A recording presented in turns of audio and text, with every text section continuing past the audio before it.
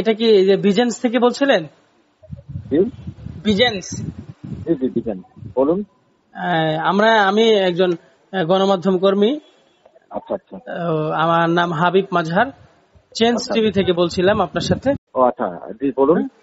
তো আমি জানতে চাচ্ছিলাম এই যে আপনাদের এই কয়েকদিন আগে যে গেঞ্জিটা আপনাদের ভাইরাল হলো, হ্যাঁ, জি গা জি ঘেঁষে দাঁড়াবেন না, তো জি এটা কি আপনাদের প্রতিষ্ঠানের একটি পণ্য নাকি এমনি এটা কি প্রতিবাদ জি, স্বরূপ একটি?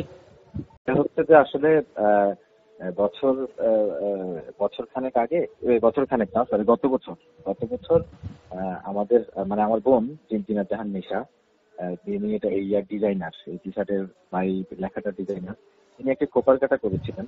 তো এই খোপার কাটার মধ্যেই আর কি আসলে উনি ওনার বাসে হ্যারাস হয়েছিলেন আর কি, তিনি আমার বড় বোন। তো বাসে হ্যারাস হওয়ার পর উনি রাগে ক্ষোভে দিচ্ছে, উনি চারুকলার স্টুডেন্ট। তো উনি খোপার কাটা আঁকার সময় এই কথাটা লিখেছিলেন যে গা ঘেঁষে দাঁড়াবেন না। উনি একজন বৃদ্ধ মানুষ দ্বারা, বয়স্ক মানুষ দ্বারা বাসে হ্যারাস হয়েছিলেন এই। তো তারপর আগে খুবই উনি এটা আঁকেন। আঁকার পর সেটা তখন বেশ আলোচিত হয়েছিল, কলকাতা আনন্দবাজারেও রিপোর্ট হয়েছিল। এবং এটা কিন্তু কোনো ব্যবসায়িক উদ্দেশ্যেও করা নয়, আবার ধরেন ভাইরাল হওয়া বা এইসব কোনো কারণেও করা নয়। আমরা ইভেন অ্যাভয়েড করছি। আমার বোনকে কালকে চ্যানেল থেকে ডাকা হয়েছিল, সে যায়নি। যায়নি কারণ আমরা আসলে অতটা মানে এটা আমাদের উদ্দেশ্য নয়। আমাদেরকে অনেকভাবে মানে ভুল ব্যাখ্যা করা হচ্ছে। অনেকে কমেন্টে বলছে ভাইরাল হওয়ার জন্য তারা এটা করছে, বা প্রতারিত হওয়ার জন্য বা ব্যবসার জন্য। আসলে এমন কিছুই কিন্তু আসলে হচ্ছে না। আমরা সেভাবে কিন্তু অনেক টি শার্টের অর্ডারও নিচ্ছি না, বা আমরা আমাদের ব্যস্ততার জন্য, বৈশাখী অন্যান্য প্রোডাক্ট অন্যান্য ব্যস্ততার জন্য। এটা শুধুমাত্র আমার ইচ্ছাতেই, আমার ইচ্ছাতেই করলাম। আমি আমার ইচ্ছাতেই আমার বোনকে বললাম যে এটা টি শার্টে আনা উচিত। গত বছর খোপার কাটাতে আসছিল, কিন্তু খোপার কাটায় হাতে আঁকে তো এত মানুষ চাচ্ছিল, এটা দেওয়া সম্ভব না। হ্যাঁ ও মানে এটা এটা মূলত হলো উনি প্রতিবাদ স্বরূপ করেছে, এটা এটা হ্যাঁ ব্যবসার এটা জন্য না। হ্যাঁ মূলত প্রতিবাদ থেকে, কারণ উনি তো একজন উদ্যোক্তা। উনি বিজনেসটা নিয়ে ছোট ছোট করে আগাচ্ছেন, এবং একটা ফ্যাশন জগতে দেশীয় প্রোডাক্ট নিয়ে কাজ করছেন। হ্যাঁ, তো উনি ওনার গয়নাতে একটা গয়না এঁকেছেন।